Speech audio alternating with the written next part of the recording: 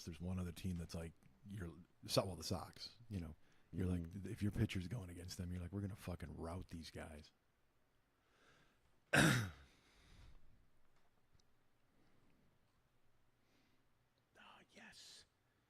victory.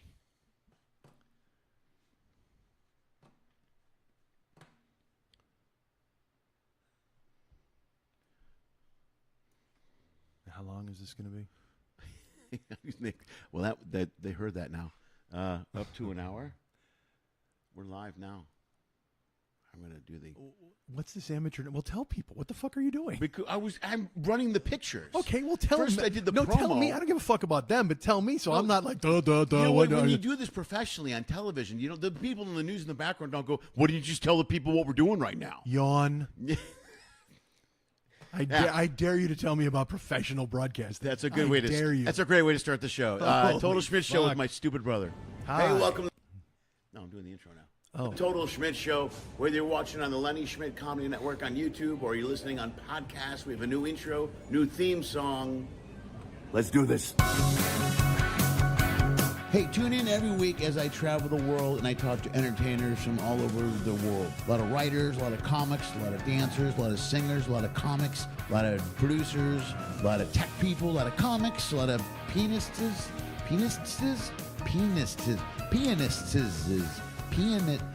piano player type people. You know what I'm talking about. Musicians and lots of comics. Every once in a while, we'll throw in a comedy sketch, something like that, some music, some travel stuff. We'll even do a live remote from one or two of the ports they happen to be hanging out at. That's it. That's the whole show. And I'm going to record it all and put it on the intro web. Sometimes. Usually late. Always late. Maybe. I don't know. And weekly? No. Maybe. Sort of. Either way, sit back, grab a beer, light a joint, and enjoy this week's episode of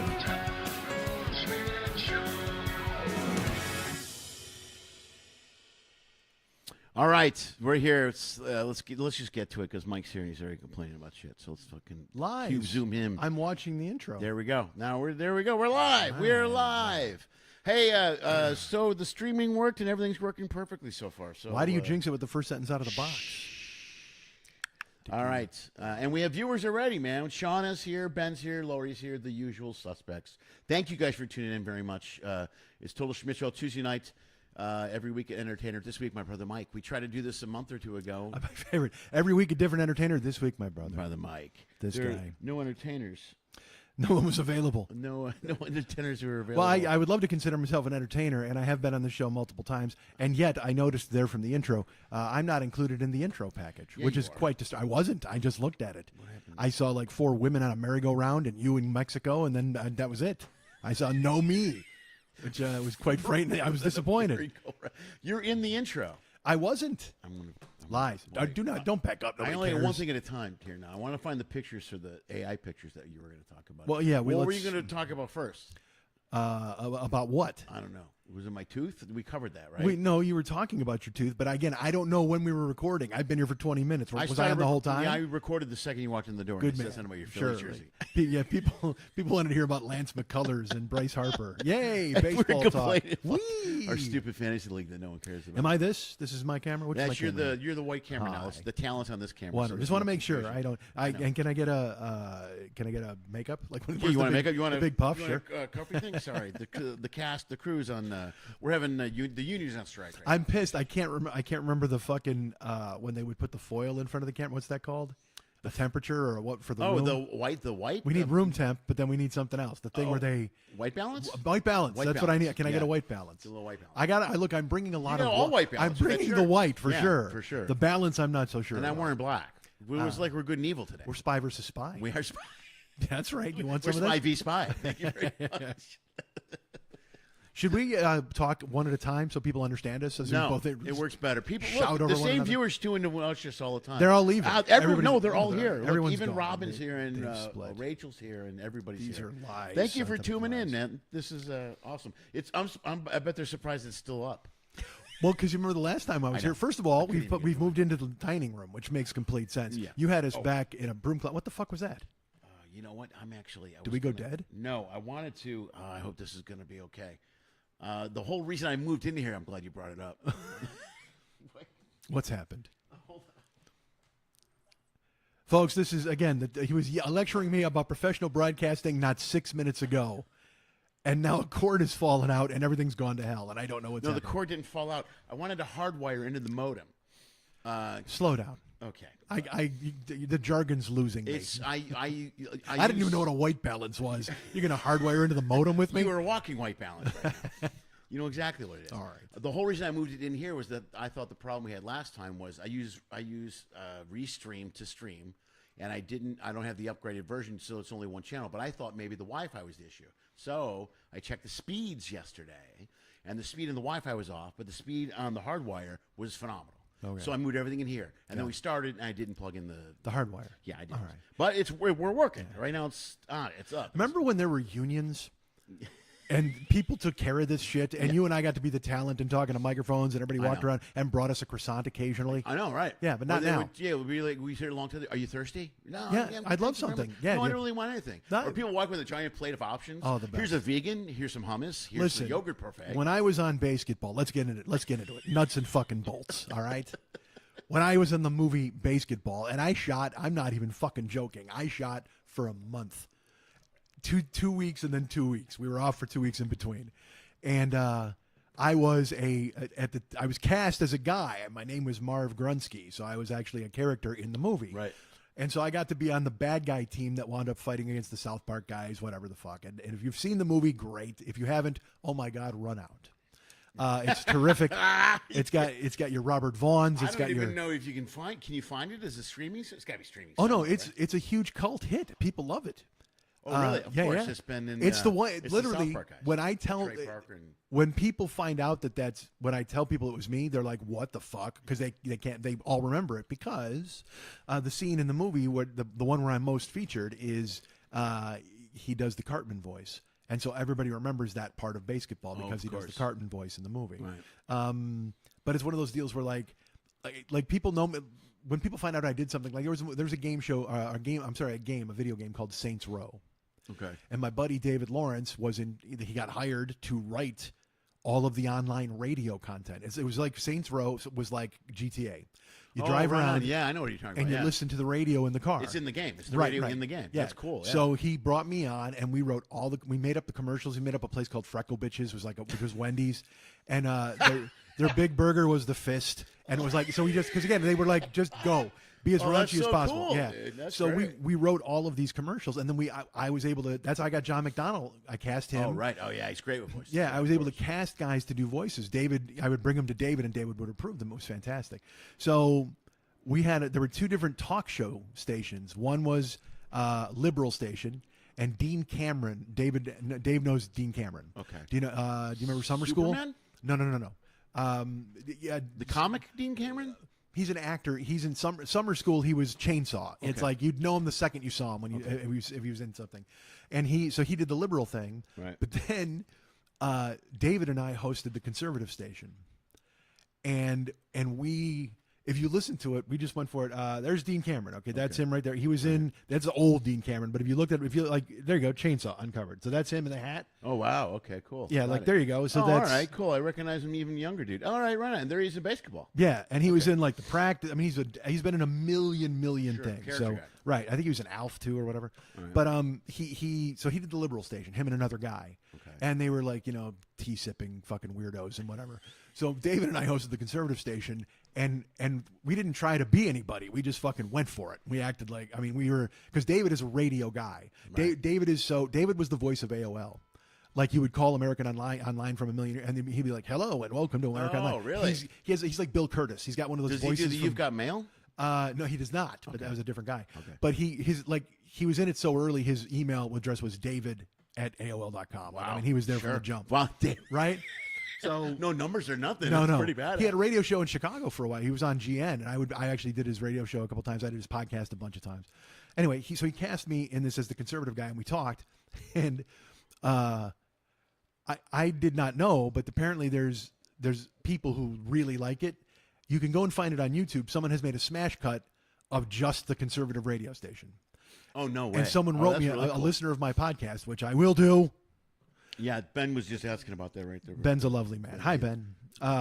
But anyway, Even so though the Packers on YouTube, if you look, you can find Saints Row radio station conservative, whatever you got to search. That's cool. And they made like a 12-minute smash cut of everything we did, and I listened to it, and I was terrified when the listener wrote me. He's like, "Oh my God, this is on YouTube," and I'm like, "I don't even want to look," because I'm sure everybody's like, "These guys suck." Yeah, terrible. Because that's the world. Talentless hacks. Yeah, whatever. And no, they all fucking love it. Yeah. And also we would just improvise, like we just talked. So we came back, we were talking about burning flags.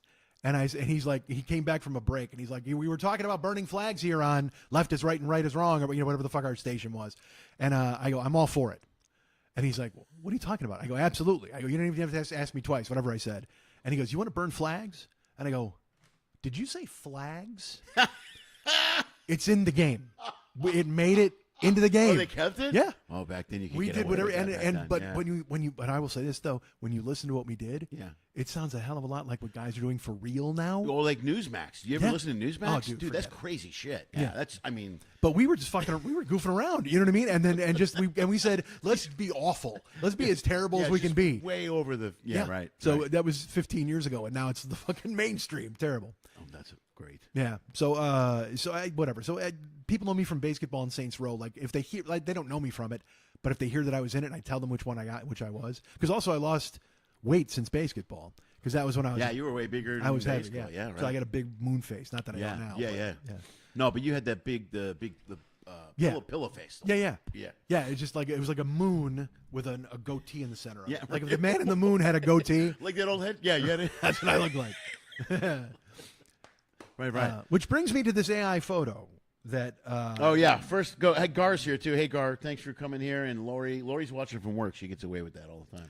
Ben, soon I see you asking about the podcast. Nobody wants me to fucking gnash my teeth here, but I mean I want to do it eventually. By all means, please gnash your teeth. No, it's a terrible thing. Nobody wants to do that, because again, that's one of the reasons why I haven't done the podcast, is because I want to sit down. Hey, you guys are all watching the show. You could give it a thumbs up. I'm the only guy that did that. I'm just saying. Of course, I know nobody watches the show, but how about the few people that do give it a thumbs up? Robin Greenberg remembers Chainsaw. There you go. Yeah, she does. Nice. Yeah, right on. Gar's here. Hi, Guy. Hi, Guy. Tell him Meredith we said hello.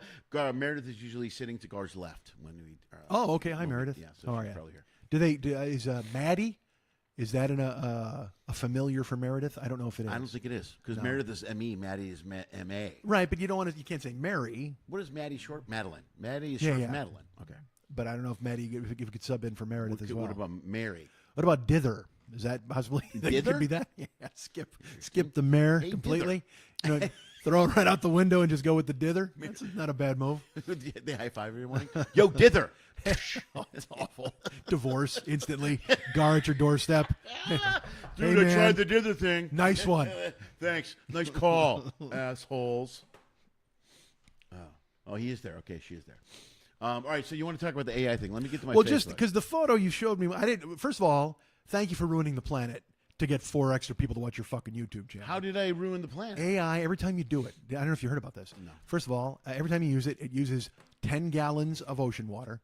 What? And, how is that even possible? And it kills a Cambodian child. Good for you, man. You don't like Cambodia in the ocean? Okay, that sounds like some left-wing propaganda. You know who you're not? George Harrison. George Harrison would be so angry at you right now. Why do you keep... I mean, you're hitting the wrong button, because this is PC, and I don't have a PC Remember anymore. when there were unions? Yeah. And they used to do all this stuff, and we got to eat free Pop-Tarts. Remember? Yeah. We didn't have to push a button or nothing. No. In fact, they said, don't touch stuff. Remember? Yeah. Don't touch. What are you doing? You want me to pull this cord? No! Okay. You would stand there. They would wire you up. Do I go on camera and say, huh, for you? No, I don't. Oh, that's what I was going to say. So basketball, I was cast, and they would just bring food. It was almost like they had just concubines who would just bring out grapes all the fucking time. It was the craziest thing, because it was the Zucker brothers, and they did not skimp at all on their fucking food budget, man. Right, we'd be sitting in the dugout just doing nothing, and the woman would roll in. She goes, "Who wants steak sandwiches?" And I'm like, "Fuck, who doesn't want steak sandwiches?" Yeah, right? That's a question that should be out of the lexicon. Who wants steak sandwiches? Should never be a question mark there. It should be maybe a comma. Who wants steak sandwiches? The who's do. Dude, I was always amazed. Did you sign out? What have you done now? No, I signed into my Facebook. Oh, God, they're doing security checks now. What's going on with this? I was always amazed with, first of all, the food was phenomenal, always, great. But the snacks were always like, somebody want a T-bone? You're like, that's what I'm saying about the steak sandwich. It wasn't a food. Yeah. Like we would go eat at the truck and amazing food, but then you'd just be sitting there because we filmed in the which is gone now, the LA Convention Center, I believe it was. Oh, is that gone? Yeah, and so we were in there, and here was the best part of it. Like I was, I'm in the cast essentially, so I would come in, and I would check in, and we were on the field, the basketball field. So we were in the dugout on the field in the stadium, but they needed crowds. Yeah, right. No, so this was in the old days when they'd put like an ad in the paper. They're like, "Hey man, you want to come be in a movie for 3 days? Come on out to the LA Coliseum." So every fucking hobo in the world drifts over. And, we're down on the floor, and I'm eating a steak sandwich looking into the stands, and I'm going, are we safe? This is a heroin festival. What the fuck is going on? And meanwhile, you'd have to use kind of the same restrooms. So we used to call it, and again, this is a terrible thing. I know it's a terrible thing. You were so distracted, and it's distracting me. No, I know it's distracting you, but I'm here.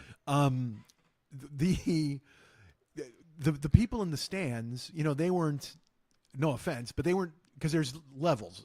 Even extras get treated a certain way. Sure, right. Because there's a contract and for different union extras. and levels of extras. Yes, but person hired through newspaper is fucking nobody. Like it might as well be like, hey, we need 1,000 lamps that talk. You know what I mean? It's like they don't care. Right. So they would sit in the stand, and this is when El Nino had hit L.A. This is '98 when we were filming, and so you'd walk to the parking lot, and these poor people are sitting outside under, one umbrella for 1,000 people. They're all trying to get underneath it, and the rain is pelting them. They're like, you can't come in yet because, me and Trey Parker have to get our fucking eyelashes done or some bullshit, right?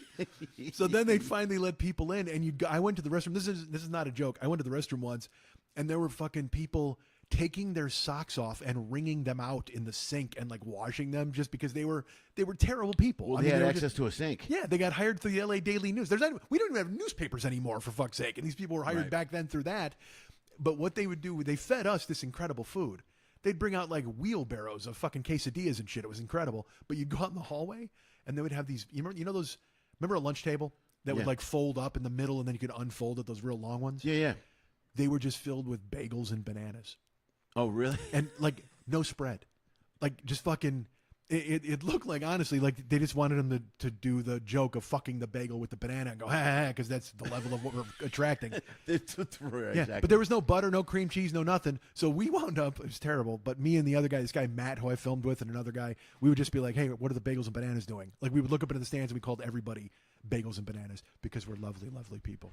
We were terrible because we were, as I'm, literally, I'm eating vichyssoise, with a fucking golden spoon. What are the bagels and bananas doing upstairs, clunk? Right. Yeah, and they had to put people in the stands like Jenny McCarthy and Robert Vaughn had to sit amongst them. Right. And because you had to fill the people or whatever. Yeah. And so they had to hire like extras to sit around them, so they wouldn't be bothered. So Jenny McCarthy doesn't want to see anybody washing their fucking socks. You know, but and it was almost like remember when you shot the Hoffa? Oh yeah, yeah, it was the same vibe. Then I was bagels and bananas. I was bagels and bananas then. But it was fucking phenomenal because it was me, Andy, and fucking Glenn just being jack-offs.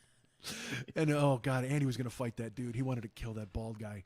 There was a bald guy who took control of the set. And he was nobody. He was us. Oh, you're just a regular guy. But he proclaimed like he would like the AD would be like, all right, I'm gonna need everybody over here. You heard her. Everybody over. Like that kind of bullshit. I hated that extra. Yeah. I did a lot of extra work starting out. Like for 2 years, it was all shit, all tons. Yeah. In fact, I did both baseball movies in Chicago, Rookie of the Year. Okay. And there was another one, and we shot one in Wrigley, one in Comiskey, and I was this close to being one of the White Sox players. They literally lined us up and went 1, 2, 3, 4, 5, 6, 7, 8, and it stopped to the guy next to me. No. And they all left upon uniforms. I'm like, no. But anyway, there was always one extra that knew everything. Yeah. That would, it's going to be 3 o'clock. It's time for the 3 o'clock Jello guys. That means they're going to come out. And you're like, oh, okay, this is always, and they knew no matter what. So they're the guy that took charge. And in your brain, you're just like, calm down, Olivier. All right. You're like, dude, we're all getting paid $74.50. We all read the same newspaper. That you're not in here on some special acting visa from your factory job. Yeah, right.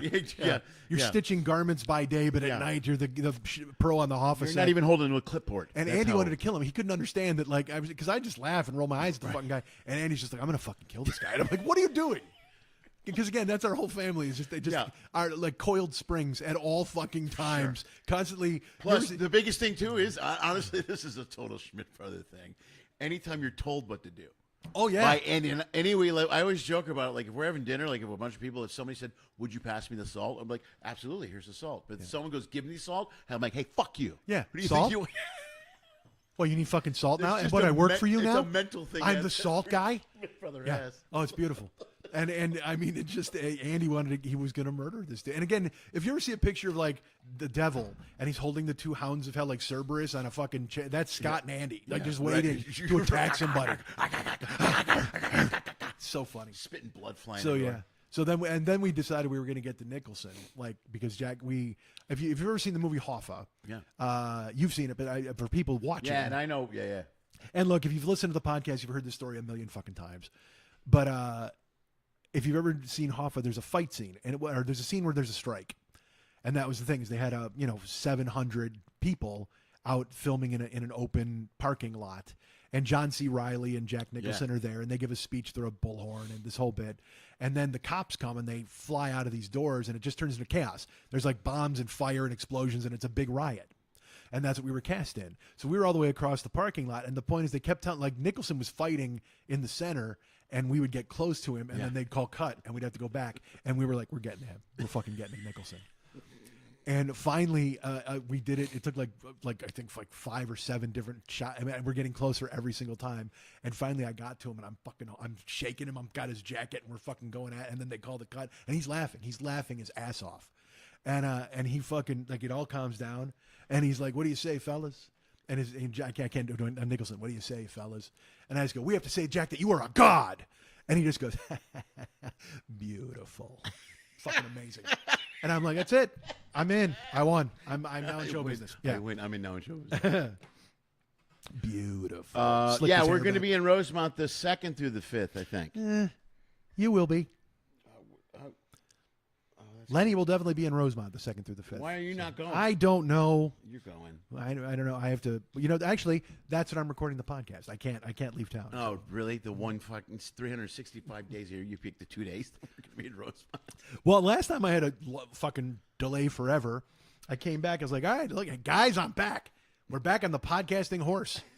And I got COVID the next day. I'm like, motherfucker. That's perfect for a podcast. It's the only time. Oh, no, because it went right here. It landed right here. Oh, right. So you can't talk. And look, the whole point of my podcast is my voice. Right. Because you'll just listen to it and you either want to sleep or jerk off. Because I sound fucking amazing. Or kill yourself. Yeah, that's maybe your show. My show, again, sleeping and jerking off. The 2 choices. I try to winnow it down to the 2 choices. Yeah. But I will say this: if I thought killing themselves was a choice, then I'm doing a good thing by only doing like 1 or 2 shows a fucking year now. You're doing a service I'm to saving someone. everybody. Yeah, You're saving lives. Thank me out there, children of parents who want to kill themselves. What if that ever happened? What if somebody because again, you celebrities always get a bunch of shit. Like when Rebecca Schaefer got murdered, or those people that try to break into fucking Selena's house or whatever. It's just, how weird would that be, dude? What if somebody hanged themselves and when they came in, Total Schmidt Show was playing on a loop on the fucking computer and they called you up to hey man, do you know this guy? Oh, no, I didn't. No, why? He killed himself listening to your show to over you. And over and over again. Yeah. He wrote a note that says, "I can't believe Mike's not in the opening." Goodbye, cruel world. Look at the opening right now. You're full of shit. No, find that AI photo that was up. Because first of all, I got 2 things to say about it. All right, let's get to the AI photo. I just had it. Again, like I said, you're destroying the earth with your AI photos. Well, I don't understand how it killed. It's a big machine. It's like a fucking weird robot machine, and every time you use AI, it uses electricity and water, and it's shrinking the food supply. Is it similar to somehow? I don't. This sounds. Just trust me, it's bad. Okay, and also, it's not art. It's fucking garbage and slop. Good for you having fun. Yeah. But at the same time, you're hastening your own demise. You don't think there's some AI robot that can do a Total Schmidt robot show and fucking bump you? I know. Yeah. Well, why are you encouraging that shit? I know. Well, I'm trying to fucking defeat it. Yeah, look at that little baby right there that you just showed. Yes. Do you think that little baby, when it was born or whatever, was like, oh boy, I can't wait till 100 years from now when they fucking make me move in my baby photo, and a generation gets to look at me? Oh no. That's the first AI photo. So it was Will Sasso and Nick Gaza. I think I can show that. All right. Oh, I was trying to figure out who the other one was. Yeah. I got Nick Gaza for sure. I was like, that's totally Nick Gaza. Hang on, I'm going to put that in. Kind of a fat Will Sasso and Nick Gaza. Boy, oh boy, that's terrible. Oh man. By the way, anybody who's still here, I haven't been on Facebook in a long time. I go maybe once, twice a week. Because it was tearing my heart out of my chest and terrible things, and I'm just weird. Social media is a cancer, and I'm going to get cancer eventually. I don't want to get it via electronic means at this point. So he told me he's been doing these. I have not seen these. Like he's like, oh yeah, I did a bunch of AI photos, which is why I'm busting his balls now. Because quite frankly, you're supposed to know that this is awful. But I didn't know it was awful. Well, now I'm here to tell you. Okay, so this is BAM. So that's the one I'm talking about. All right. There. Yeah. Now I got so everybody can see it now. Okay. So that's the one, and everybody pretty much knows what that is. But yeah, that was the first one. I want to get back to. I don't understand. Is this like crypto coin? Because crypto coin. Yes. Okay. Yeah, there's that's right now. If you go to like Brazil or Norway. Right now, there's giant machines that are just digging into the earth and making AI and bitcoins. That's it, and it's ruining everything. How does AI? Okay, all right. I'm gonna have to look into Look, don't fact check me on a lot of this. All I know is it's bad. Look, I was on YouTube. That's a left wing. That's a liberal move to make, or any political move. Well, don't fact check me. Okay. Here's some bullshit stories. Let me ask you this. What? So you think it's a good thing that some electronic presence No. is I don't. bumping art, is doing art and kicking people out? I absolutely think it's a terrible thing. Well, there you go. Yeah, but if you don't adapt or adjust, you get left behind. What are you supposed to do? Just not keep up with the times? I'm 58 in 2 months. I have been left behind already. You think I'm going to be on the cutting edge of AI? It's not happening. But I'm just looking for I can barely talk into a microphone at my fucking house. I just want to keep working until I die. That's all I care about. True. But you will. But you'll be in the AI mines. You'll be dumping water on the gears to make sure it's able to churn out a poem. You want to do that? No. You want to get locked in a cave so a fucking robot can dig into the earth and make a fucking rose poem? No, I just want to be able to go on stage and tell my jokes. Well, that's fine. All right, Gar agrees with you. Okay, maybe you show up one day. Well, all right, say this. We go to Zany's in October, and we show up, and then all of a sudden there's just like a fucking, it looks like an EEG with the beep, beep, but it's like, and then it says, hey, everybody, take my wife, please. And he's the opener. What would you do? You'd be fucking furious. Fucking robot jokes, and then what? Even worse, they all laugh. Everybody dies at the robot. You're like, I gotta follow. Oh, they're gonna love the robot. Yeah, it's the equivalent of laughing at a 6-year-old when they're on stage telling jokes. Oh, isn't that great? I always hated that. My favorite is when they're always like, oh, he's known he's wanted to be. Dude, you're gonna go up after Tommy. Yeah. Who's Tommy? Here comes his dad went to get him. Yeah. His dad? He's the guy it's Tommy. He's in the short pants with the lolly. That's him over there. Oh, great! I can't wait to follow this fucking Richie Rich motherfucker. He's got the propeller hat. Yeah. Fuck that. That's what my dad says. Whee! Yeah. They throw him in the air, and then his dad comes and throws him in the air like he's at a picnic. Sure. They all throw him in the air. They leave, and everybody follows him out the door as you're walking up the stage. And you go up after him, and everybody looks at you like you're a cigarette. Yeah. They just look at you like, and no one's there except for the people cleaning the tables. They're not even looking at you. Yeah, no, they couldn't care less. Yeah. The busboy. It's not even a waitress. It's a guy with a busboy. We'll move from table to table. Yeah, and waitress fills out a comment card just says, you suck. Bring back Tommy. You suck. Here's Tommy. Tommy's 7 years old. Tommy just signed a development deal. Yeah, he's outside drinking milk, signing things. He's got fucking shades on. Ha ha! Look at me, Tommy. I'm Tommy. Fucking Tommy. Nobody likes him. Nobody cares for him. So put up the other photo. Because I want the last one that was the splash for this. There's this one was a lead into it. All right. This is the one before the last one. Well, we'll get the other one. Right, here's the last one, which is that one right there. The last one. Okay, because first of all, I look like Boris Hamilton combined with Jimmy Dore. Yeah. I don't know how that happened. You also look like there's a comic you look like, Bob, or a magician, Bob. Oh, boy, of course. They're all the same. So I didn't. All right, but this is totally truthful. Okay. You tweeted this, okay? And I was in my house, and it popped up on my Twitter. First of all, again, you're probably mad. Damn, another 10 gallons of water are gone. Well, tweeting is a different story. That's just us ruining our own lives. Right, but then you tweeted it, and it came up. And again, back to remember when there were unions and people who took care of this shit. Thanks for not tagging me in the thing. Oh, you're like I'm on Twitter and I have more followers than you. And you're like, I'm here with Mike Schmidt, and I'm like, you could have used my name, but I retweeted it. First of all, all I did was I saw this. Okay, right. I didn't know that was supposed to be me.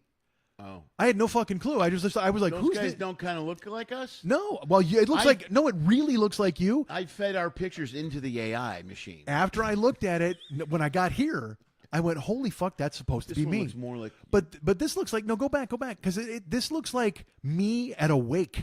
Like, I mean, it's like I'm so fucking despondent and sad. I look fucking terrible. But I will say they took 150 pounds off me, which is crazy. But also, so I retweeted it and I said, first of all, I answered your tweet and I went, wait, there's pizza? I saw that. I didn't respond. No, you didn't. You fucking I got jerk. time. And then I got shit going on you here. didn't have time. I got here at 5:20, and you had your fucking propeller hat on. What the fuck? You're like, oh, Lance McCullers is throwing a 2-hitter. I go, I don't fucking care. Where's the pizza? Then I retweeted it, and I even said, I'm with my brother tonight at apparently what's going to be a pizza party. Come watch me chew. Because I thought there was going to be pizza. Yeah, I was like, pizza. yes. And then I walked in the door, and I didn't see pizza. There's some cold, shitty barbecue chicken. Of course pizza. there is. You got any bagels and bananas? You know, I do have is I got some beer. I got some birria ramen. You ever had that? Birria? Yeah. Did you get it from the? Where'd you get it? The Birria on Lancashire or the one on Hazeltine? The one on Hazeltine. It's the same place. Yeah. No, they're good. I mean, we got a bunch of stuff there the other night. Well, I just drove by it today on Lancashire. It used to be the truck. And Ahmad when he was in town from Kuwait. But now there's a brick and mortar there. That's their place. But really? I think it's their ghost kitchen. I think it's just their place. Well, they still have a truck that bounces around because sometimes it's over on by the Target. But the tacos were amazing. Burrito was amazing. Quesadilla was amazing. Their food was amazing. Yeah. But for me, dude, you know what else, dude? Their fucking horchata was ridiculous. Really? I know that sounds dumb, but I drink. He gives me the big one. Horchata? Yeah, horchata. That's it. Same thing. I thought, does he work there? Who's Horchoto? Horchoto makes the horchata. He's terrific. Yeah, he's great. Anyway, we order the food. Ann and I go there, order the food, and we have to wait. And he gives me the big, the giant one. He goes, let me know if you need a refill. Like, yeah, I'm not going to need a refill. This is a lot. And, dude, I did. I drank the whole thing. I go, this is fucking amazing. Well, horchata, if it's good, it'll do that to you. Oh, it was really good. You can't stop drinking. It's so it's almost like savory and sweet. It was so good. It was so good. Yeah, it was the best I ever had. I drink it all the time, but it was great. We had the horchata. Horchata. The best we ever had. Horchata made the horchata. But I will tell you this: the ramen for us was overrated, just because it was the ramen is they basically just take a chunk of the ramen noodles and stick it in the which is great. The consomme is amazing. Oh, the consomme is ridiculous. In fact, it's so rich. Yeah. Like I had a little bit of it, but the next day I got some beef broth, warmed it up, added it, and then made like a bigger soup out of it. Okay, just a little bit of. Well, I can't imagine that next day it's just got to be a cup of fat that doesn't move. Well, it's not so fat, but the noodles suck in all the. Oh, I see. Okay. Yeah. So that's what happened. But the night of, I got a bunch of the tacos and dipped the tacos in the consomme. So you know what I mean? Which it's is ridiculous. Yeah, it's great. Yeah. And I think that was I'm sure the ramen is good because the consomme is amazing. But we were burried out. Like we bought one of everything that they had. Yeah. And we were just eating it at my house, and I'm like, I'm gonna wake up in fucking Mexico City at this point. You know what I mean? I'm sweating gravy. Well, I did when we got home. I couldn't even eat because I drank 2 gallons of the fucking horchata. And then I sat down for about 30 minutes. I go, all right, I'm gonna let my stomach rest. Dude, as a single person, like I don't have a fucking family, so I don't have to worry about kids or anybody. So there's no dinner. You know what I mean? It's just like, hey, I might have some pickles in an hour. You know what I mean? You can do whatever the fuck you want. Right. So I ordered Chinese food from Gourmet Palace or whatever. I've been showing this fucking picture what for now? the last 30 minutes. No. What, the picture picture? Yeah. Oh, Jesus no, the Christ. picture of, the AI picture. Good Lord. Yeah. All right. Again. All right, we're back. So what was I saying? I don't know, something great. I'm sure it was really good. I went to get Chinese food at Gourmet Palace. Yeah. And it's in that little thing on cold water. And I ordered it ahead, on the phone, and I go pick it up. And this is in December, so it's like cold out, here. And Tony's Mexican Grill is right next door. So I walk past, and Tony's Mexican Grill, on the door, they just got like a piece of notebook paper, like taped to the door and handwritten in pen. It just says homemade albondigas tonight. Oh no. And, I love that. I went in and I bought a large, and I put my Chinese food in the fridge. I was like, because I debated like not even paying for it, like just going home, like skip it out of the Chinese food. But I go there off, unfortunately during the pandemic. You want to be the guy. Yeah, they knew my name during the pandemic. It was fucking terrible. You walk in, they got your food a week later. Here's your food. Mike. Yeah. A week later, you think they'd save it? Like when a kid doesn't finish his dinner, they're like, here you go. But yeah, that homemade albondigas, forget it. Like I made homemade tortilla soup once in the fucking slow cooker. Yeah. At my ex's house, and it was like, and I put, like I actually hoarded up a little bit. I put fucking hominy in it, like big fucking. Oh, that sounds good. Oh, it was so goddamn good, dude. I would eat. I hominy. You can fry it up with egg, whatever the fuck you want to do. Well, I'm a big menudo fan, man. So when that's out on the weekends, man, I'll eat that. That's always have it every weekend. I was talking to 2 people today who they came here from. They live in Springfield now, but they're from here. and we were talking about the Mexican community and food and things like that. And I told him about you. I was like, I said when I was a kid I wouldn't eat chili because it just wasn't for me. So Mom made me rice and hot dogs. I remember that. Yeah. But Dad would eat chili, and he would turn his chili black. Yeah, with from the the chili chili powder. powder. And then you would literally do the same thing, just to I don't know if it was to be like Dad or whatever. It was when I was a kid. Yeah. Because that's where it developed. Where I just told people, I go, Lenny eats like he's in the Old West. I said, whatever falls in the fire, I'm in. What's that? An iguana? Is it burnt up? And you just fucking tear your teeth into it. I don't care. You're and because we would go, you were one of the first guys who ever brought me to like 3 a.m. burritos in the middle of the fucking night. Oh, dude, the burritos inside of your head, the old Burritoville ones. Yeah. You were the first guy I ever went with, and it was just besides. Then there was Burrito King. I want to go because we used to go to Gyro King, we called it. Right. Yeah. Downtown. Yeah. But then you and I would go to those fucking late night burritos. Those burrito places still are. You can still get. Well, they get them. They're more expensive now. And the street ones, usually paying $10 for them or whatever. But I remember when those things were $7, you get even for $10. That's usually 2 meals. Although I have eaten a whole one in a sitting a few times, even recently. Which is a lot. We're like, because they're so good, I can't stop eating it. Well, I love you're saying it like we would doubt it. Yeah, no. Well, I can't anymore. We'll do a good. You know what? I can't eat like I used to. Yeah. When I went to Baby Blues and got a beef rib, was I with you at that time? The last time, I couldn't eat the whole beef rib. I'm like, Jesus, I used to be able to eat a whole beef rib, no problem. I used to eat that with 6-8 shrimp, and then There's a joint here, AJ's Barbecue, and on Sundays they have beef rib. And during the pandemic, I went over there and I was like, you know what? I want one, and I brought it home. It was like a tire. Yeah. I mean, it was fucking gigantic. I took a picture of it and put it on social media, and I was like, this is what happens when you think you want protein. And I did. I ate it for 4 days. I fried it up with eggs. I put it in rice. It was just like, it was amazing, but it was just too much food, man. All right, man, let's look at the board. Shauna says she makes bulgogi with homemade tortillas. Oh, my goodness. What's that called? Bulgogi? She makes Amadeus? No. Albondigas. Yes, albondigas. I can never say the words right. Miss Jimenez used to make a nice albondigas as well. Miss Jimenez. She used to make horchata. Oh, that sounds cool. She made horchata. You can't even read it right? What? Horchata. It's spelled right there. There's 2 A's. Oh, no, I can't. Well, once I see the word, it's already established in my head.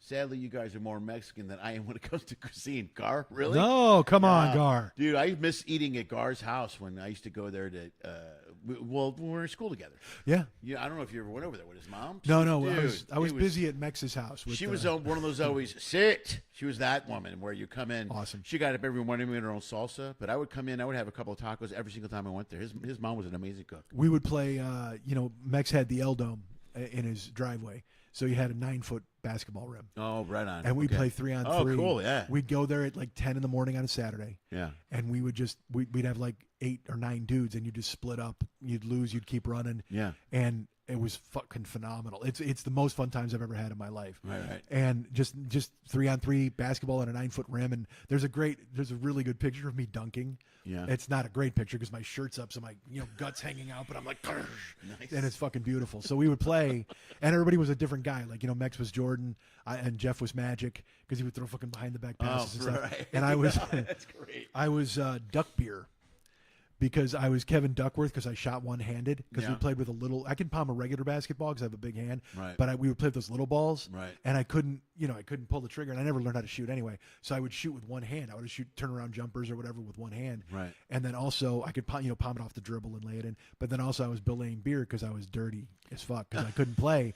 So I would have a hand on your hip the whole time, like in the post or whatever, or pulling shirts. I would totally pull shirts. Yeah. And like elbow I did that. That's how I played. It was so fun. Terrible, yeah. So, and the guys, that's how I played. Everybody knew it. But then Mrs. H would be in the house because they owned Sakataco, right, in Romeoville, right. And then she'd just be cooking, and then we like 1:30, she'd be like, "Hey boys," and we'd just come in and just pound all the Mexican food, rice and guac and fucking tacos and everything. It was amazing. Yeah. And then we'd go back and play hoop again for another 2 hours. So fun. Dude, it was so good. Loved it. And now I sit in the dark. Not joking. I come home. Gar says he remembers that picture. Oh, that's funny. It's actually on Facebook. If you look, folks, if you want to go to my page and sort through all of my photos, you'll find it because it got posted once. Because Mex sent it to me. I didn't know he even had it. I was like, whoa, dude.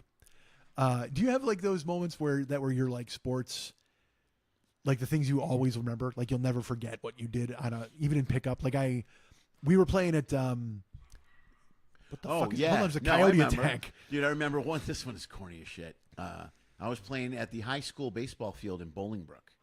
And at the time, I was probably a junior in high school. Okay. But and this is, it's silly, but I got an inside pitch and just cranked it and just killed it.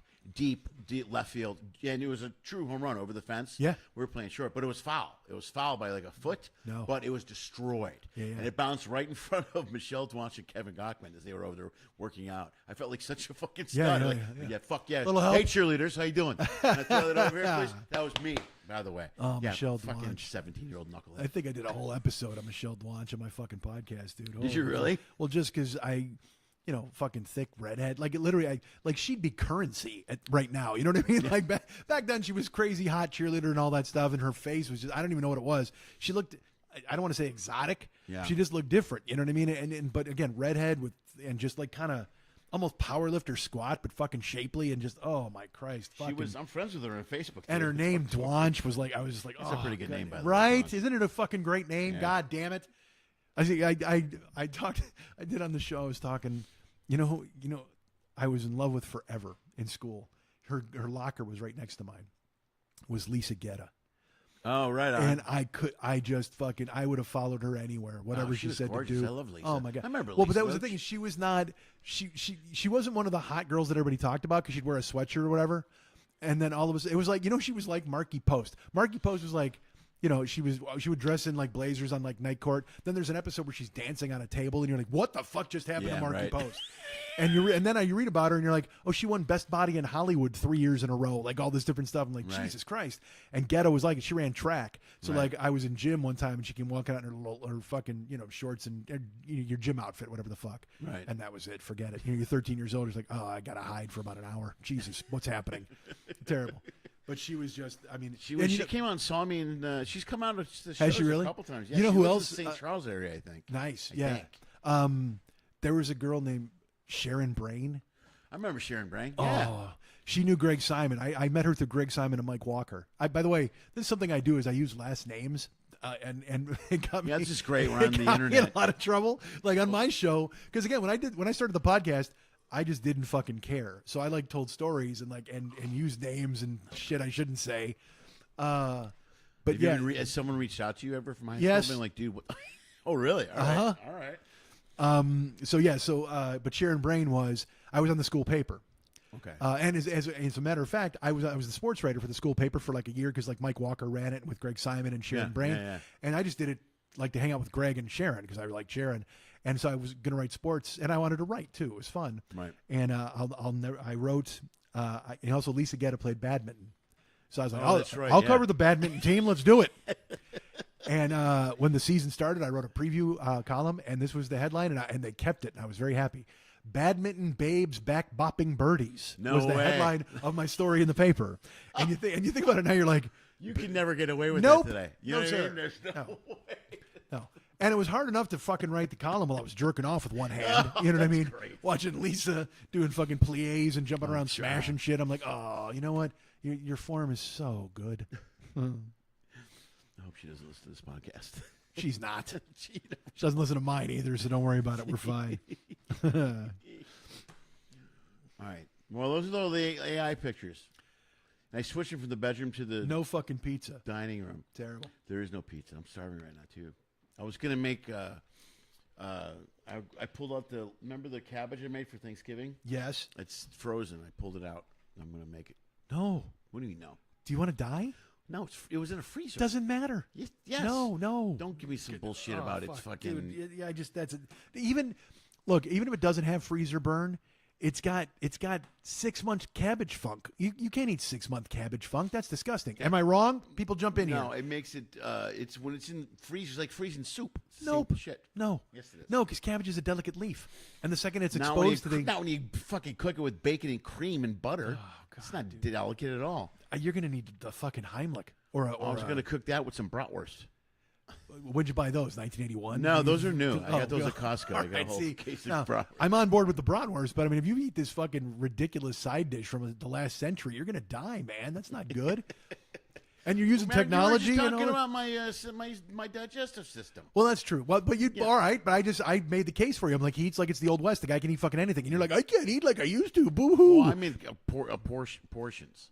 I can't eat as much as I used to. Oh, I see. Yeah, no, I'm the same I boat. can still eat anything, but there's no way I can eat well, and I eat at buffets every day in the cruise ship. Yeah. Remember when we used to that was our whole life? Yeah. Was when we traveled, buffet, Yep. and we would eat like 5 plates of food. Do you remember when we went to that fucking Chinese Yeah, joint? the one in North Dakota. I swear we told the story. We must have told the story. I don't know if we did, but it was the worst.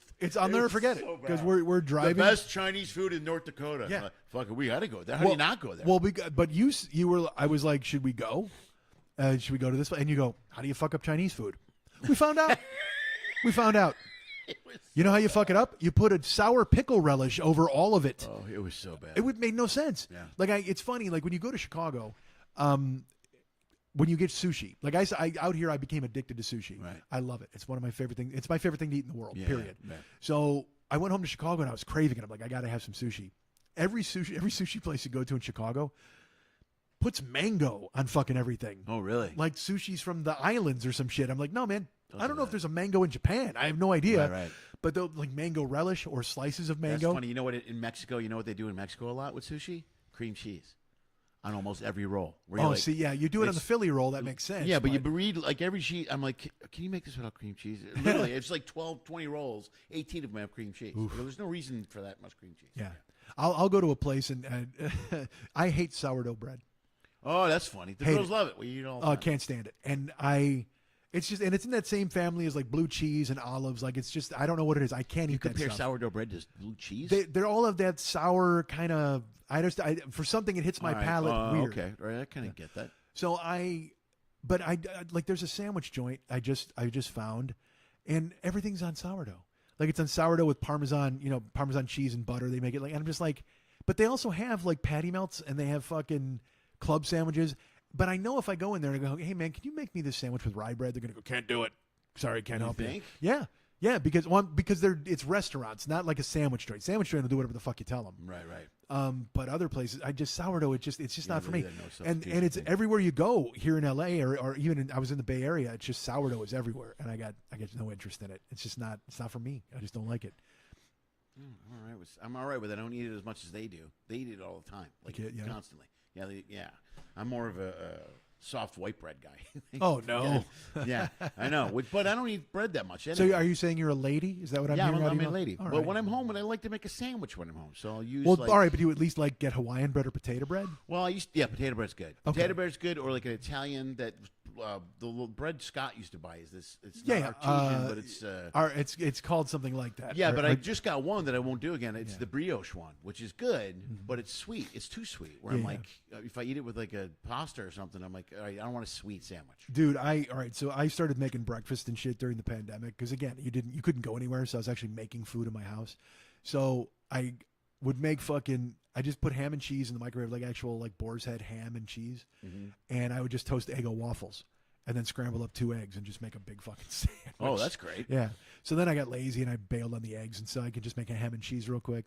But dude, like I would eat it on blueberry Eggos or on like chocolate chip Eggos because I don't mind like the sweet part with it. Okay. But you know what, I just bought this week and I ate them today. I'm like, and eating it, I was on the couch, I'm eating my sandwich and I'm just like, you should be in jail for eating this. Like it shouldn't even be in the fucking freezer, right? What is it? Fucking Trix waffles. Oh no. Waffles with fruity Trix like in the dough. Yeah, And they're delicious. They're unbelievably delicious. We might have. Anna went out and bought 4 boxes of Eggos yesterday. Love them. Yeah. I that's what I ate. But the Eggos, like, it's going to sound like a grandpa. They weren't on sale this week. I went to the store to buy some pie, and the pie wasn't on sale. I'm not paying full price for these Eggos. Fuck these frozen Eggos. This is bullshit. But again, also though, I'm looking, and then I see just fruity like Trix waffles. I'm like, but I will say this is bullshit. You know who's on the Trix waffles box? Who? The fucking Pillsbury Doughboy. Why? I don't know. Where's the rabbit? Yeah, where's the rabbit? I don't know. It made me very angry. Same company? I didn't like it. Who's Trix? Trix is Kellogg's. Kellogg's? Well, I know it's for kids. It is for kids. It is for kids. It's got to be the same company. It's one company. Pepsi owns all that shit. Well, yeah, right? no, Pillsbury might own all of it. Yeah, right. It might be them. Right. But also, I don't need to see fucking history's greatest war criminal trying to sell me fucking waffles. History's greatest war criminal? The Pillsbury Doughboy. Why is he? Because he keeps telling you to eat all of his friends. Like he's just like that's how he got off. That's how he became the spokesman. He's like, I'll flip and I'll be like a cute guy and you can poke me in the stomach sometimes, but I'm going to send all of my friends to the ovens. He's worse than Goebbels, this fucking guy. you gotta get out and do something. No, you gotta trust some me. hobbies or I've something. thought this forever. I know that's what I'm saying. If you're breaking this. down the analogy History's of greatest a war cartoon, because he's like, and he gets away with it and everybody's like, oh, that's so cute, and it's like, now let's eat his brother, and he's like, yes, survived again, eat my cousin. He's just terrible, and he's on every package. Biscuits, fucking all of it. He's just any bread product. He's just like, yeah, you know what? Eat them, not me. That should be the slogan for Pillsbury. Eat them, not me. Eat them, not me. All right, I'm going back to the board. Cryovaxed, what does that mean? Might be okay. A little watery. I'm losing track. It'll be okay. Remember the picture. Okay, Lisa Getta again. Oh, boy. And then Robin doesn't like veggies. Okay, I was not aware of that. Robin, you have to eat veggies. It's very important. Oh, and Robin's not happy with Rachel. Do you see underneath look it? At Robin said, thanks, Rach. You just outed me in front of everyone. Well, not everyone, just 7 people. Just 7 yeah, people. exactly. This is 7 people. This is about as everyone as is going to get the same here. 8 people that always watch this podcast. You don't like vegetables? Here's something I make. I would think I'd get some. Garcia now is it? Gar wants to know why she doesn't like vegetables. Yeah, right. Let's get Mike. it going. Let's talk it up. No. General Mills, says Rachel. That's it, General Mills. There you go. Which is I'll chop up celery and tomatoes and bell peppers and avocado and there's one other thing I forget what. Just dump tahine fucking all over it. Oof. And just shake it up and eat it for lunch. Tahine. Oh, it's so good. Yeah, I like tahine in my eggs. No, the michelada. Yeah. No, michelada, the beer. I like that. I throw it on eggs. I throw it on everything. I'm a big fan. It's good on cucumber too, but not. Cucumbers. That's what I call Persian cucumbers. Yeah. Oh God, I love those. Yeah, those are great. Yeah. Persian cucumbers are the best right. ever. Right.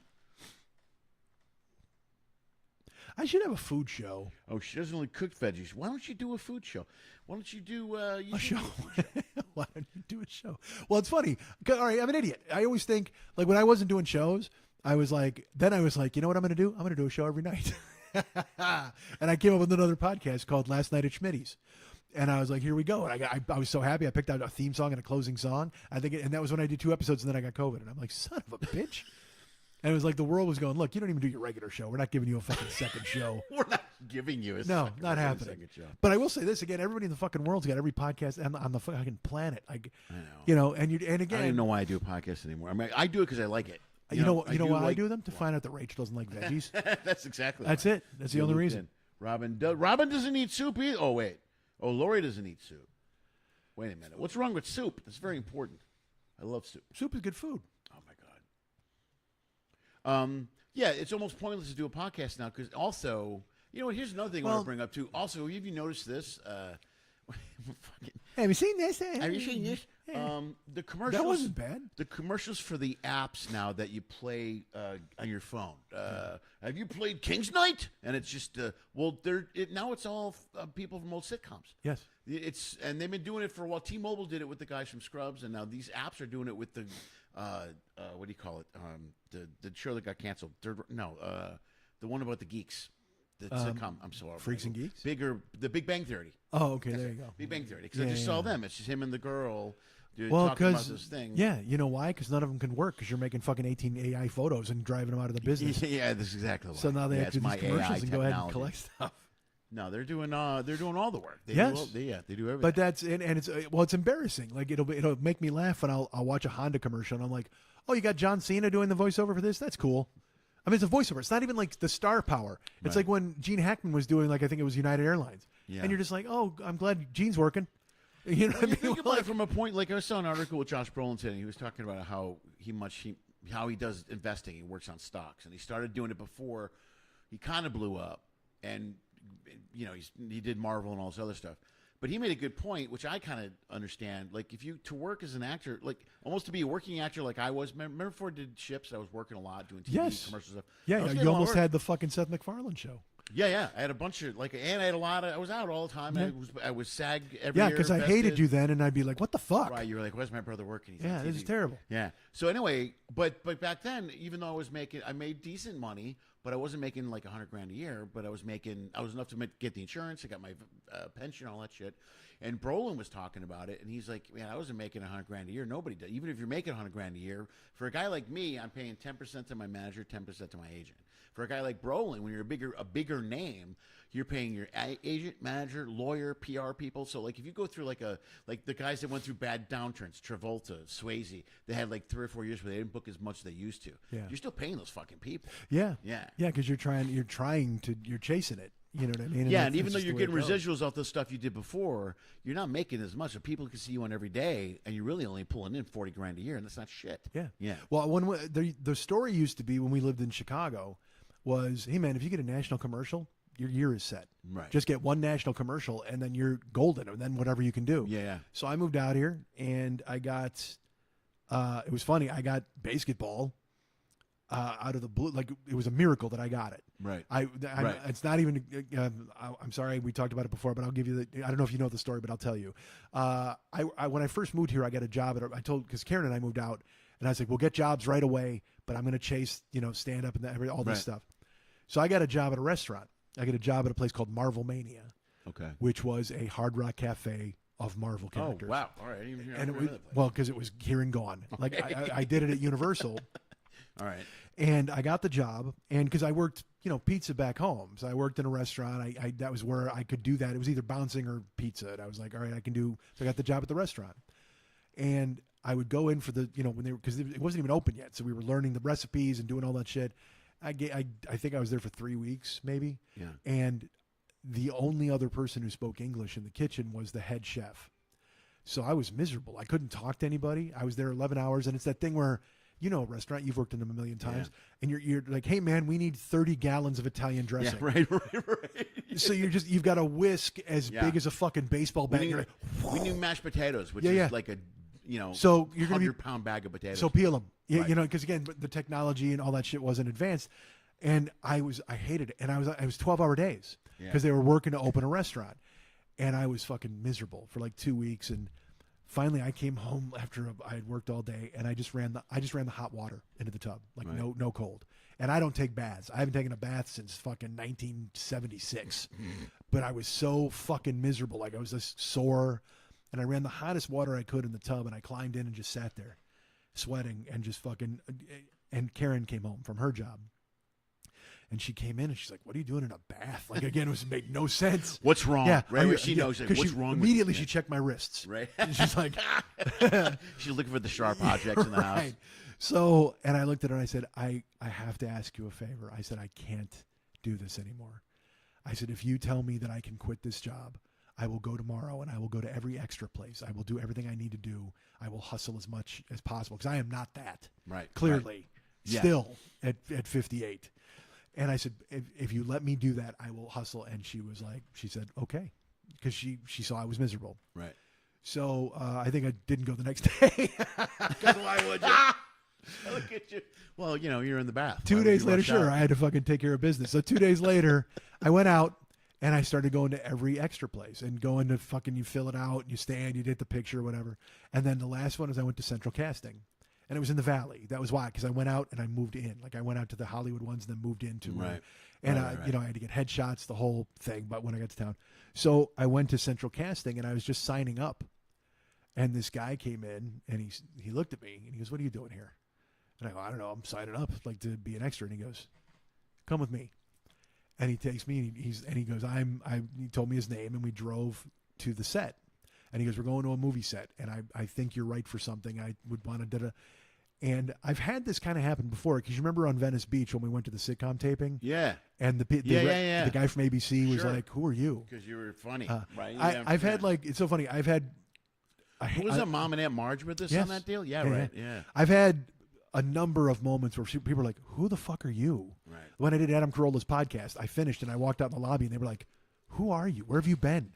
And I'm like, "Hey man, I'm here. I've never been on again." So, Because it's not. Because again, you know why? Because I sat in my house waiting for Adam Carolla to come You by wait with for a bouquet somebody to of knock flowers. on the door. I think it's your planning. I Terrible. think that's all. Yeah, probably. So You have a podcast that hasn't been up in how long? he took me to the set, and he just walks me up, and I recognized fucking David Zucker. Because I knew him from Airplane and all that.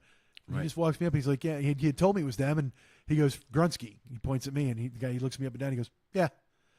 And the guy goes, all right, come with me. And that's when, and I worked at, like I said, I worked on it for like over a month, like 5 weeks. And it'd be a great conversation with Karen when you got home. Oh, it was ridiculous. And like it was like, I told you. Dude, it's awesome. Yeah, it's almost like the Alex Lifeson Rush story. Right. You know what I mean? That's the greatest. Such a great story. Yeah. But I was like, hey, guess what? I don't have to make fucking Spider-Man tenderloins anymore. Yeah. I'm doing this.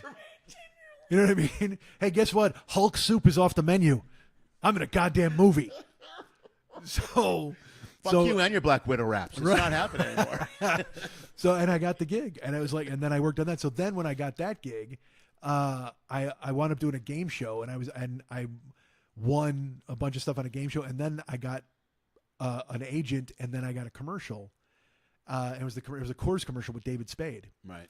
And I was like, here we go. I'm a fucking millionaire. Like, I mean, because again, national commercial makes your year. Yeah, yeah. And I get the commercial and I go and film it. And by the way, it's me and 2 other dudes and David Spade. And we were meeting with the director and we're talking and it's Spade and all of us.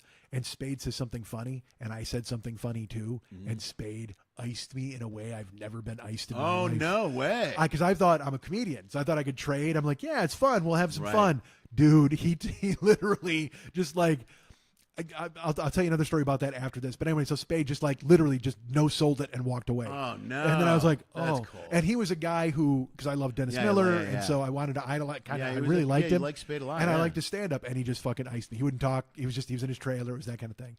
I have another story like that. I'm just going to tell it. I apologize. When I worked at the House of Blues, there was a rap show, and they would put white guys outside because it's just a fact of life that if there was a white bouncer or security guard, there was just a bigger incident possible of trouble. Mm-hmm. Sometimes guys wouldn't listen to you or they didn't see you as an authority figure. And, I worked with a bunch of black dudes who like, they gave me a nickname because they liked me. It was like, because I was the one white guy who would jump into a scrum. They didn't fucking, right. I was nuts. So I was outside on the porch and John Singleton was there. And John Singleton had directed Boys in the Hood. And I fucking love Boys in the Hood. Yeah. But he was talking to and they had told us they were told me not to talk to him, and they were like, "Don't talk to anybody." So he's leaving. He's on the porch of the House of Blues, and he's talking to like five of the bouncers who are all black guys, and I'm just standing there, and someone goes, "Hey, what's next, John? What's the next thing you're making?" And he goes, "I'm remaking Shaft." And they were like, "No, crazy!" And I go, John, I heard Shaft is a bad mother," and he goes, "Take care, fellas." Oh, why not take the fucking lob pitch? That's great. I was so excited. He just John, they say Shaft is a bad mother. Take care, fellas. Walks off. Oh, the coldest. So that's bad. Cool. So I don't even know how the fuck that started. So Karen, so I wound up getting the job. Right. When I first, the national commercial. Yeah. So I get the job, I do the Coors commercial, and then it starts running. Yeah. And literally, I'm in it for 2 seconds. I'm the counter guy at a convenience store, and it's all about telling people to bring their IDs when they buy booze. Yeah. So the kids looked underage, so they come to the thing. Well, that's all you need is seconds. Yeah. Well, that's the thing. But it's totally me, and I just go, IDs. And they pull their IDs out, and Spade's following them around, like telling them, not to do anything dumb, whatever. Right. So it started running, and I'm like, here we go. Here we fucking go. And it ran for 13 weeks. Yeah. And I got residuals, and I made really good money. I was happy. Yeah. I had to cancel, dude, on the All-Star. So that was the thing. In the game show, I won a trip to the All-Star game in Fenway Park. Right. And the home run derby with McGuire and Sosa. I I had to cancel it because I booked the commercial. Oh. So Jeff and Dennis went. Oh, that's great. But it was fine because it was my first ever commercial, and I was like, here we go, baby. But it ran 13 weeks. And so to your point, you would think we would hear these things where you're going to make all this money, you're going to make this amazing amount of cash, but you've always had to hustle. You've always had to kind of keep going. It never goes away, dude. I had a run where I had a ton of commercials going. My big money ones were the Denny's one. That paid a lot. I know your other big money one too. The one with the Chevy one with Howie Long. With Howie Long. I saw it all the fucking time. I was I think they pulled it because they thought it was too mean, and I was so mad when they did that. Yeah. And I'm like, oh man, why would you do that? And the Denny's one there during soap operas, so that one fucking crushed. Well, yeah, and mine was a beer commercial, so it only ran at night. Right. And it would run late night during the late night shows, which was great because I wound up doing another Coors commercial later. And again, same thing, late at night. And this one was I was laying, and this was, all right, here's some trivia if anybody cares. I was laying down. The whole point was it was this campaign they had where like weird things were happening behind closed doors. So I was laying on the floor with a kitten, and I was going, meow, meow, meow, like whatever. And my friends were looking in the window at me like, what the fuck is wrong with Mike, right? Right. I'm wearing the same outfit in the fucking cat commercial as I was in the fucking IDs commercial. Really? Because you bring wardrobe. Oh, yeah, right. And a black t-shirt, black kind of a suede vest. Right. And they had me wear it in both. I was like, all right, I'm the suede vest guy. You're the suede vest guy. I'm like fucking Roy Rogers. I can't remember we got on that for a reason. Oh, I want to tell this story. When I shot, dude, since you told those stories, I'm going to tell this one. When I shot Ugly Truth with Katy Heigl and Gerard Butler. I didn't work with Butler. I didn't meet him or anything. But I worked with Katy and Kevin Conlon. Was that his name? From Connolly. Connolly. At the time, he was on the show on HBO. Entourage. Yes. So, and the director apparently was really good friends with Katy. And at the time, it was, the scene is simple. I walk up and there wasn't really beat it out, and there was a couple of lines. Well, Katy and I kind of improv'd it. And then I came up with the director couldn't figure out how to get a joke out, and I go, can I make a suggestion? And he goes, yeah. So I came up with like two. She loved them. We played out all this shit, but every suggestion I had, Conley was like, I don't like it. I go, well, then you ask for a double scotch. He's like, no, I don't. Why would I do that? I go, well, because the whole point is this is a bad date, and now you want a scotch. She has her line, and you make it a double. He's like, no, I don't.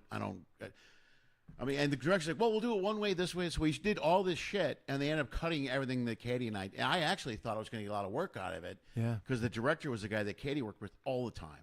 Yeah. And her and I got along. At the time, I was still smoking. And we shot right here in the Valley, and we hung out. We talked between takes. She was great. And she was so much fun to do improv with. She was so funny. Yeah. And I was like, oh, fuck, I think this is going to be, I might get another, I might get a little more work out of it or something. Yeah. But I never heard from that director again. And the Conley, every idea he had, he would look at me, and he was another guy. And then we had no time for me, which was funny because then she did. Like, she was great. Yeah. And he was just like, no, I don't see how that would work. Can you explain to me why that's funny? And at some point, I go, dude, you're just not, you don't get funny then. It's obvious you don't get funny. You know what I mean? You know when you work with someone. But you know what he's doing. Yeah. You know what I mean? He doesn't want to give you the credit. He wants to come up with it. Right. And he just wants the moment, or he wants to laugh or whatever. Well, an opposite of that is when I did Malcolm in the Middle, I did a episode called Block Party. Yeah. Which I just saw that recently. I still get mailbox money. It's fucking ridiculous. Yeah, it still runs. And they started showing the Life and Times of Tim again on plane. I don't know. I got a $90 check for that. I was like, you got to be kidding me. Nice. But which, by the way, everybody's like $90. It's like, that's what we're talking about. Dude, but also, that's a lot. Well, I filmed it 8 years ago, so I mean, to get that in the mail. It's a huge payback. When I did Block Party, I'm in a sausage eating contest. Right. With Bryan Cranston and Jane Kasmerick and then other people. And I'm Big Tony, and I've never lost. That's the whole deal. Right. But they enter the sausage eating contest, and apparently Jane Kasmerick is like, she's a miracle. She's good at it. So we sit down at the table, and Bryan Cranston, incredibly nice. Yeah. And she's like, hi, I'm Bryan, and I shake his hand, and Jane was too. Everybody was super friendly. Right. And then they call the scene, and they're like, all right, Big Tony, and everybody goes crazy, and they reveal me, and then they go, all right, are you guys ready? You've seen these people eat, or whatever they did. And right when I'm about to eat, I did this, and I went, and I hit myself in the chest, and you saw people like flinch in the audience, right. And I was like getting ready, and then they're like ready to go, and they cut, and everybody starts laughing, and Bryan Cranston leans over and he goes, what was that? And I go, it's this dumb thing I've done forever. There were these wrestlers that I liked as a kid, the Road Warriors, and Hawk and Animal would hit themselves in the chest or hit each other in the chest all the time. Right. So I did it all the time for just dumb. It was no real reason. And he looks at me and he goes, do it every single time. He goes, just don't stop doing it. It was great. And so he wanted it. He wanted you to be funny. Like you said, Katy, with the improvising, they were like, they want you to do something. And right. Because he could have very easily said, hey, you're stealing focus, or don't do that. But he was like, "Oh, what was that?" And I told him, and he's like, "Do it every time." Oh, that's cool. Yeah. Well, I did when I shot Castle. There was this scene in Castle where I'm getting interrogated, and it's Fillion and then Stanka, the girl, and we did it with 3 or 4 or 5 takes. And the director pulls me aside at one point, and she goes, "The big deal is that I'm supposed to, when they show me the guy, I go, good. They go, he's dead. I'm like, good. So I go, this time I want you to slam the table and yell as loud as you possibly can." So she only tells me this, right? Okay. I go, okay. Sure, no problem. I got this. So I sit down, and she's like, he's dead, Stanley. I'm like, good! And just they both fucking freak out. And they didn't use that take, but then afterwards, they were like, what was that? I go, she told me. She told me. It was, and she was laughing. She's like, I just wanted to mix it up a little bit. I just wanted to see how you guys would react. Yeah. And it was cool. It was just something different to break up. It was just an interrogation scene. You know what I mean? Yeah, and you know what's funny? We joke. We're fucking around here that we're like doing a podcast at a kitchen table, and we've got phones and cords and shit that we don't do, and we're making fun of how unprofessional it is. Right. And then, we've done some pretty great things. Yeah. You know what I mean? Like, yeah. I forget it a lot of the time. Yeah, you know what I mean? I got a pretty good body of work, too. I've never had to do anything I was embarrassed about either, work-wise. Like, I had one audition for something. I don't know if I ever told you this. I think I did. The Easter Bunny thing. Maybe, because I have a similar. Okay, it was in Chicago. Out of all the work I've ever done, everything I can look back at and go, I was really proud to be part of that. It felt like I didn't have to wear. You look. Sure. So this was Empire Carpets in Chicago. I was still in Chicago at the time. 588-2300? Yeah, that's it. Same one. And the deal was, it was an Easter sale. So bad. It was an Easter sale, and it was a bunch of guys dressed in a bunny outfit. And we were singing a version of the bunny hop, but we were using the words to the sale itself. So we were saying, get yourself a carpet, and don't make a payment for 3 months or whatever it was. So I get the audition, I do the audition, and I get the call back, and I go, I really don't want this gig. I really don't want it.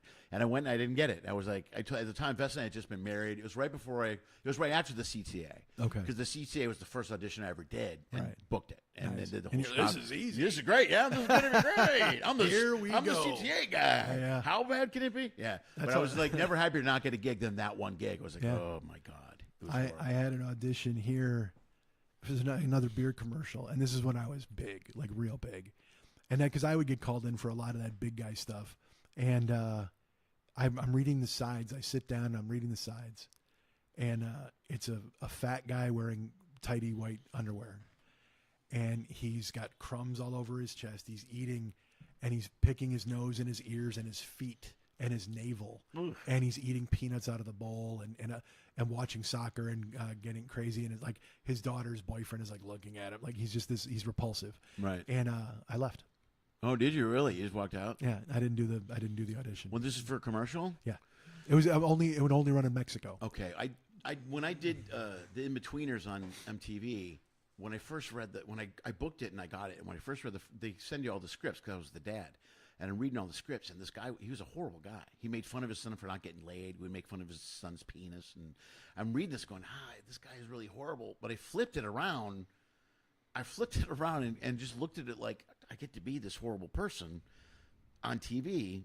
Or within the moment with this kid, I go, when's ever, I'm just going to let it loose and I was able to embrace it because going into it, when I read the scripts, I was really embarrassed. Like, fuck, this guy's what a dick. Why would you talk to your son like that? Yeah. But then when you let it go and you just jump on board, you go, well, fuck it, I'm the dick. Yeah. He did everything from when everything from big shit in the camper. He walks out, everybody's dying. He's like, shut up. That whole, all of it. I just embraced it. And jumped into it. Which I'd like to think that I would go that route with that. But to be just sitting there fat in underwear with my everything completely exposed, picking my toes and putting my fingers in my mouth, I was just like, this is horrible. Well, like, it's almost under. And it lost me my agent. Oh, did it really? Acme dropped me after that because I said I couldn't do it. I was like, I called them and I said I didn't do this. And they were, it was a mess anyway. Things were happening, but right. But that was like my only commercial agent. And I was like, I can't do it. The TV show was easier for me, I think, because I was able to wrap my head around the character and the story. Yeah. You know what I mean? Sure. In a 30-second commercial, I'm almost like, but then again, you got to really let your head go. I did a lot of auditions commercial auditions where I can't even remember half of them where you're like. Well, when I lived in Tahoe, we were homeless for a while. Like once I was living in a hotel, and then we lived in the casino for like 4 days. Long story. That's a really long story. But it's embarrassing, but there's a Richard Marx song called Don't Mean Nothing. Yeah, I know. And there was a line in there, and he says, when you're trying to make a living, ain't no such thing as pride. And I would say that to myself when I was applying at McDonald's in Lake Tahoe, all these different places. And I kept it as kind of a mantra, a lot of the time, where I was like, oh, I can't do this. And when I moved here, like I told you, I got that job at Marvel Mania, but I had been looking for a job for a while before I got that. And I interviewed in a very dark, out of the way office to be jerk off muscle. Oh, really? Like I would be an escort. I would go with girls, and they would massage guys and give them hand jobs, and I would be in the room to make sure that nobody. Right? did Yeah. anything. Right. I know. I'm familiar. I mean, I've heard of those. Yeah. guys. Yeah. And so I went and interviewed with this guy, and he offered me the gig, and he was like, it was like you would get a percentage, and you would get a flat amount, but I had to drive the girl, and you'd be assigned a girl, and. I went to lunch at Shakey's. We had the comedian lunch every week. We were doing it, and it was fucking Dorr. It was everybody at the time. All the guys were Schwaba. Yeah. And Pardo at the time, and I told Jimmy, I go, look, and I told him, I said, look, they offered me this gig. I go, money is just fucked right now, and I'm trying to figure it out, and also, look, I won't lie. There's 5% of me, vice-wise, that was like, this is interesting. You know what I mean? Sure. I'm a weirdo. It's But also I was like, but if you do this, you know what I mean? I'm, do I got to carry a gun? What the fuck's all this mess? Yeah, right. And Pardo, he just looked at me and he goes, "You're not a stooge. Don't do this." Yeah. And it was cold water. Yeah. Like, cause I was just going, I had resigned myself to like, well, I guess I'm doing this. Yeah. And then we went and over pizza and Mojo potatoes. He goes, "You're not a stooge. Don't do this." And it gave me enough of a pinprick of confidence to go, yeah, because I've settled my whole life. Yeah. I will settle if I'm going to make money. I'm in the midst of something like that now. You know that, where I'm like, my brain is not that of an entertainer or a comedian. My brain is that of a grinder who's just making money, and I hate it. I fucking hate it. Right. And I've been like that throughout my life. I just never had a work ethic or discipline. We've talked about it before, and so I was going to take that gig. And he's just like, "You're not a fucking stooge. Don't do that." And I'll never forget it. And I was like, "You're right." And so I didn't do it. And then the chain of events happened where I wound up getting the movie and the commercials and all that stuff. So, yeah. Well, you ever think about what your life would be like if you went down that stooge road? Well, sadly, like if I got offered that gig now, I'd probably fucking take it. All right, Ben wants to know what you're doing. If you can get an update on what you're doing now. When are you going to do a podcast? What's going on in the world of Mike? I just, I kind of covered it a second ago. I'm Ubering. I won't lie. I Uber 6 days a week, 7 days a week, 8-10 hours a day. I decided this was going to be a year of grinding. I'm like, because the feds came and they want their taxes. It's a crazy thing. I mean, I just wound up, I had to have an emergency root canal. That was almost $3,000. Yeah. And then I had to have further dental work. You know what I mean? It's just, Lenny knows, every time it looked like something was fine and I'm building up a kind of a war chest, like I need a laptop. My laptop at my house, the H doesn't work. Also the 8 and also the E. So if someone wants to tell me about 8 helmets, I'm out of luck. I can't type it, whatever. Right. So I need a laptop. So I was like, that's my goal. I want to get a laptop. So every time I look like I'm getting to the point where I can have a laptop, another letter comes in the mail that I owe this or I owe that. Because it just recently happened. Like I got the payment plan going with the feds. I got all this other money, credit card, all these different things. And then I was like, you know what? I had a big chunk of money in the bank. And I'm like, you know what? I can get a laptop. And I literally went, wait. And I'm not, that 4 days later, I got a letter from the state, and they wanted $3,000 right away. Right. and again, you have to reframe your ideas of success, because I have to go, but at least I have it. Yeah. Here's the thing. Like, I hate that justification, though. We talked about that. Well, before. it's the worst. Yeah. And the reason this all started was because in October, I had a car accident, and I totaled my car. I'm sorry. I apologize. The totaling of the car was 2 years ago. This new one, I had a car accident, but I lost a month of driving, and had to pay $5,000 out of pocket because the deductible and other money and to survive. You got to pay your bills, whatever. And so I had to put the touch on a friend who I've never hit up for money. I was like, and he's like, other people have floated me cash, but he was like, look, I need it by January, and by this date, I'm charging you interest. I need, and I totally got it, but I had to have it. Yeah. So, and that was in November. So I had to get him $3,000 by January, which means I missed all of October. Yeah. And then from November 1st so you on. got a 6-week window to make all that money and pay your bills. Yes. Right. Yeah. And I did it. Yeah. I lived in now the car. You were driving like a machine. Oh, it's dude. stupid. Yeah. And I've continued doing it. And it's so funny. I just a week ago took a week off. Yeah. I was like, you know what, man?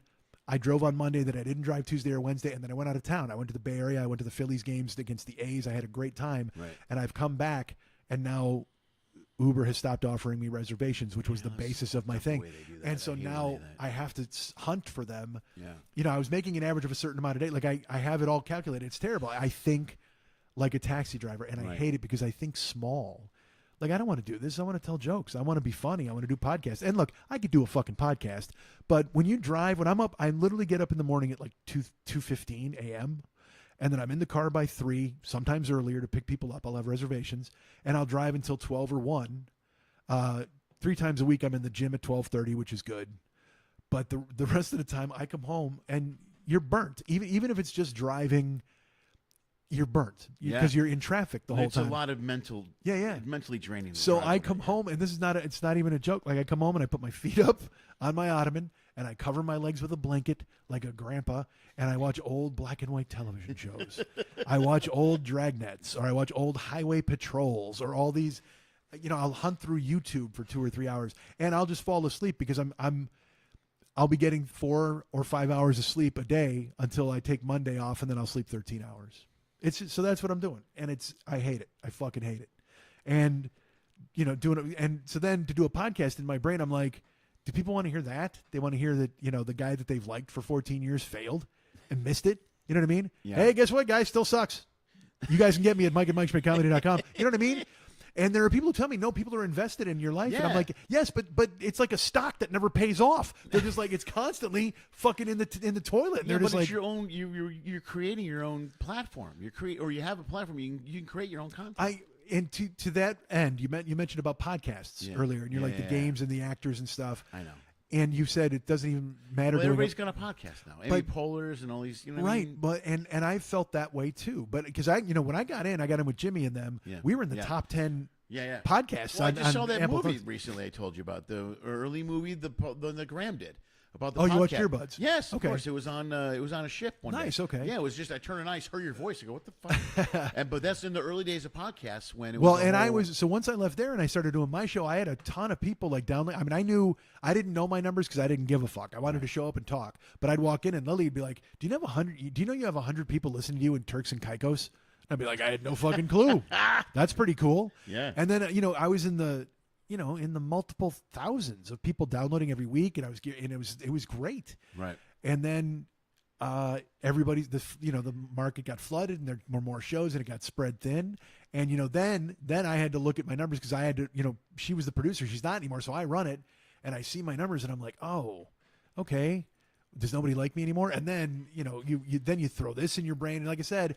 When I first started podcasting, people would write me and they'd go, "Hey man, I want to start a podcast. Like, I want to be successful. Like, what should I do?" And I would write them back and I'd go and I'd literally like Jimmy Pardo, Doug Benson, Joe Rogan, Ricky Gervais. I would just list names. Right. And I would go, "That's your competition. Yeah. If you're doing this to be successful, don't. Right. You're 2 guys in a garage in Nebraska. Do it because you like it and you hope people will listen." Yeah, well, the advantage now is that it's a niche market. You don't need you don't need everybody, but you got to make sure you like what you're doing. Otherwise, you're going to be you'll be miserable. Right. But that's my point. I'm now the 2 guys in Nebraska. Yeah.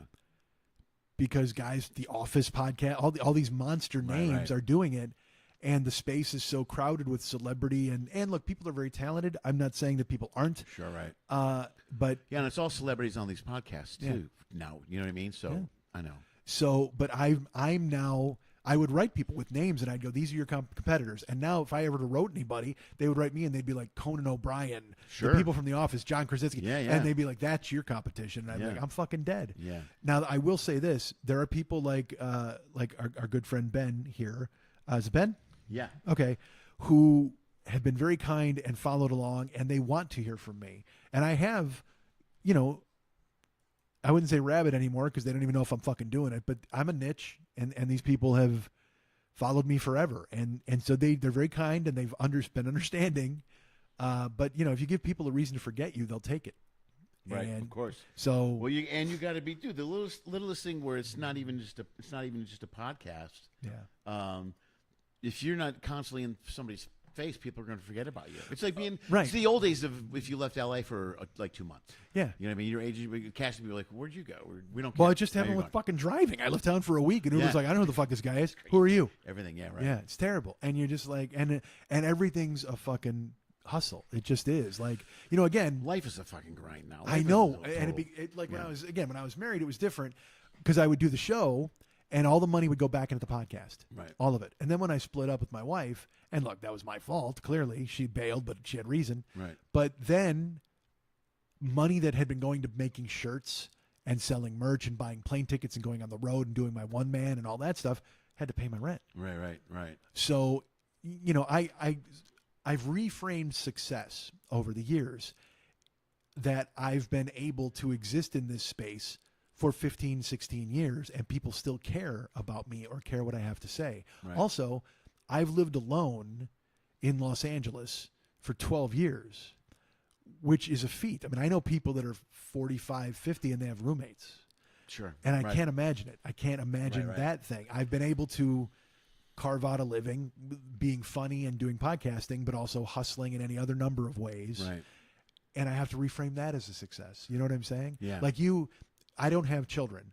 But you can look at your daughters and you're like, I raised some pretty good kids. Yeah. And that's a victory and you're happy about it. Yeah. I don't have that. Right. So I have to position a different way of success and those things. And it's, once I'll be 58 in July, and I won't lie. Like I think I missed it. And I'm angry at myself because I didn't hustle. I didn't grind. I settled my whole life. I could have been a lot better. Yeah. And now when I see greatness, like I've always wanted to be great. And there were moments where I think I was really great at what I did. But now when I see great work, it tears my heart out of my chest because I go, you could have been great. Yeah. And it kills me every fucking day. Yeah, but you are great. You're great at what you do. Yeah. The key is to just keep doing it. Yeah, driving. Well, no, not driving. No, it's shit like this. It's podcasting, writing. Like I do. I know. I know what you're talking about. Reframing success. I never wanted to work on a cruise ship. You know what I mean? When we were kids, yeah, when we started comedy, it was a pejorative. That guy's a boat act. That Guy's a was boat joke. act. No, for years it was. And now, granted, there's a lot of great comics that are working on ships now because the dynamic has changed quite a bit. But I've also reframed it. I'm lucky that I tell jokes I make it. Don't you can tear my shit apart.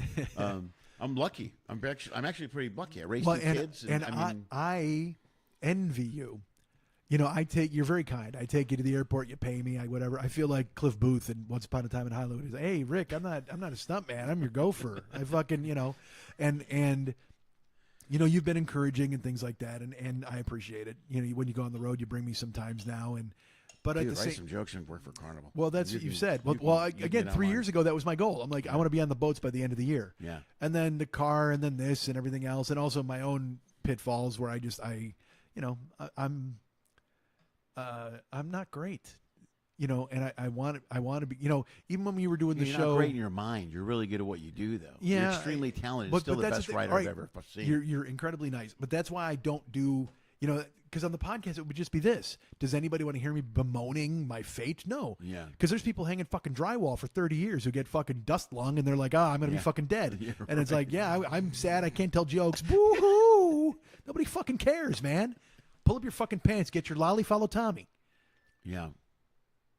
What the fuck is that? My phone is going off. It's your neighbor. They're like, shut up down there. Quit. Fuck you and your lies. He can't hustle. He's terrible. Both of you are washed up. Go to bed. Sadly, I don't think I ever made it to be washed up. No. I wanted to be washed up. That would be great. Yeah. That was it's like when somebody said, someone asked me once, I said something on stage, and aren't you worried about being canceled? I'm like, no. Yeah. I go, what? I haven't been greenlit That would be a yet. step up. Nobody greenlit me. Yeah, people be talking about me if I was canceled. Right, Are you exactly. kidding me? I'll take that. Yeah, I don't know, man. It's crazy.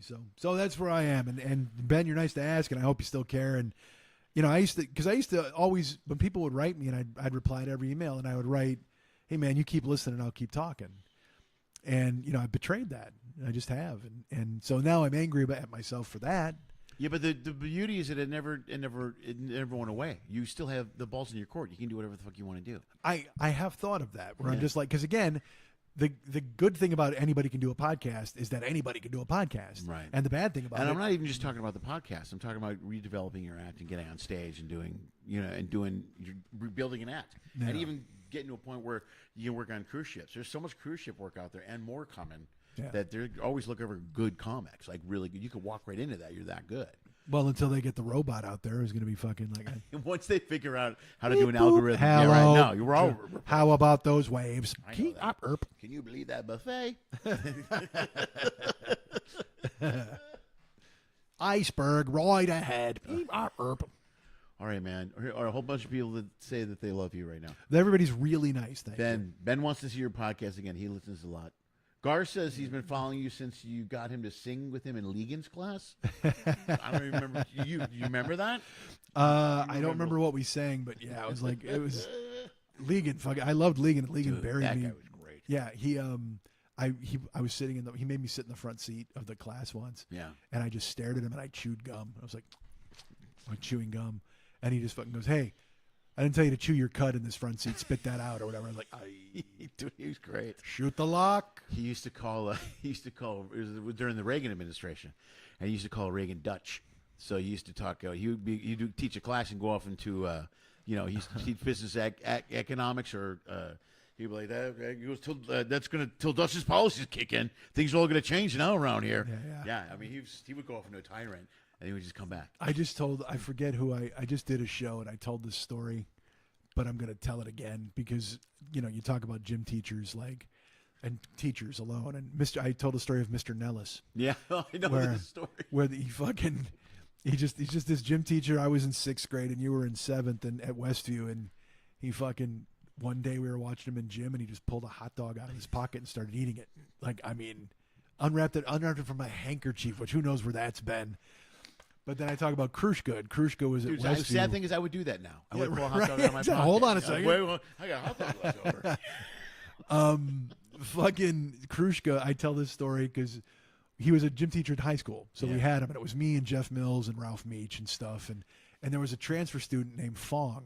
Right. I remember Fong was from Vietnam, sure. and he spoke very little English, but he was in our gym class, and we could get him to do fucking anything. He was just fucking, and not malicious, but we'd but malicious, but not malicious. But he was So we had archery, which was fucking stupid to make. Yeah, hey, let's give these 13-year-old boys bows and arrows. So we were shooting at haystacks. You remember that down by the track? Yeah. And Fong went, and we go, "Hey, when you shoot, you got to go get your arrow." So he fucking bing, and he goes running out there to grab the arrow. And everybody else is still shooting arrows. And Krushka, he's got that fucking voice you can hear for a mile. Yeah. And he goes, "Fong, what are you doing? You'll wind up like Sadat." Because Anwar Sadat had been assassinated like a week before at a fucking rally. He'd been shot by 80 guys. I'll never forget just his voice, that foghorn. "Fong, what are you doing? You'll wind up like Sadat. Get back here." And it was this moment of seeing an adult, you know what I mean? It just, he used to crack me up. He used to say to me, "Sit down, Schmidt, you make me nervous." Yeah, he said it all the time. I fucking loved it. And at the time you were just like, "This is bananas," but then you think about it later, like, this is awesome. I ran into him. I think I've seen him a couple times since then at Bolingbrook. I think he was at the bowling. I'm almost positive he was at the ceremony for Acton 2 years ago when they named the stadium after Coach Phil and the other guy.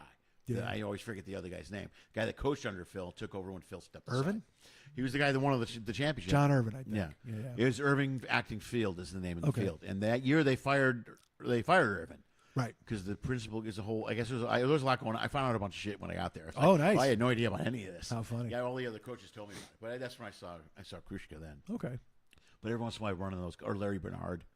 And sometimes when we do that pizza thing, which I think you've been to a couple of them. Where I did with Eric. I used to bet Eric. We used to go to Papa's, or there's a place now in Bolingbrook called Pete's. Okay. That we used to go to, but we used to bet a pizza, and we turned it into like a get together on a Monday. So I think I'm going to do that this following October. Oh, good. Okay. And the coaches came out to the last one. Coach Phil was there, Larry Bernard, a bunch of people were there. So I went a couple years ago. Yeah. I made Max leave his house, and we went. Yeah. Yeah, it was a really good. It's always been a good time. So I think we're gonna do it this October. Nice. All right, let's wrap this up, man. This is an hour and a half podcast. Sorry. This was. No, it was good. Oh, I needed the content. Thank you very much. Dude, plug the show that you don't do anymore. Maybe with the camera. Maybe I'll be in the opening next time. I'm looking right now. I'm telling you, you're in this fucking opening. You guys can get me at MikeandMikeSchmidtComedy.com. You can be my friend at Facebook.com. I don't go a lot, but I'll see you if you ask a friend request.